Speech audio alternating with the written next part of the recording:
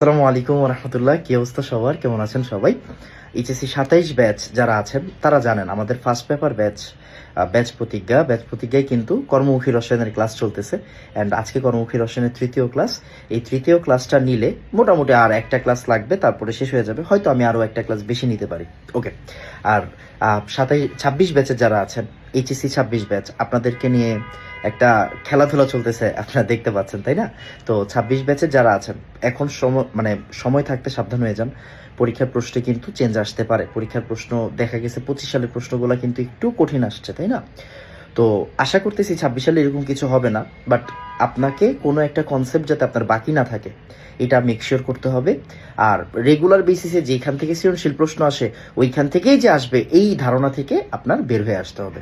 তো 26 ব্যাচের যারা, গতকাল আমি আপনাদের জন্য গুণগত রসায়নের 25 সালে আসা সবগুলো এমসিকিউ সলভ করে দিছি। আপনি খেয়াল করে দেখবেন 67টা এমসিকিউ ভাইয়া ধরে ধরে সলভ করে দিছি। তো এখন আপনাদের জন্য আমি হয়তো আজকে সিকিউটা রেকর্ড করব। আপনাদের রেসপন্স না পেলে ভাইয়া কিন্তু আসলে আপনাদের জন্য কিছু করতে পারছি না, রাইট? সো আপনারা একটু কাইন্ডলি জানায়েন 26 ব্যাচের যারা আছেন তারা গতকালের ক্লাসটা কেমন হয়েছে আপনাদের, গতকালের ক্লাসটা করছেন কিনা, আর সিকিউটা আপনারা কিভাবে চাচ্ছেন ওইটাও আমাকে একটু জানাই দিন, কেমন? আসসালামু আলাইকুম রহমতুল্লাহ।